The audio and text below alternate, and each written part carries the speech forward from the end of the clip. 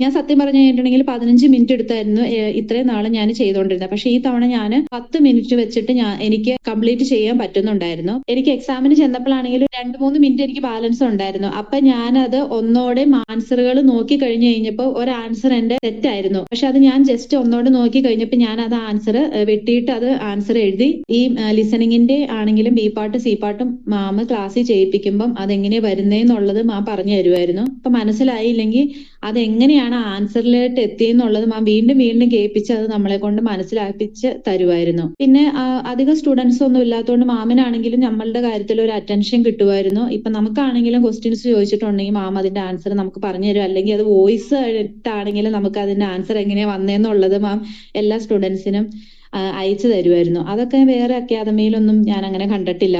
അവിടെയൊക്കെ എന്ന് പറഞ്ഞാൽ ഒരുപാട് സ്റ്റുഡൻസ് ഉള്ളതുകൊണ്ട് ഭയങ്കര ബുദ്ധിമുട്ടായിരുന്നു നമുക്കത് കോൺസെൻട്രേറ്റ് ചെയ്യാനായിട്ട്.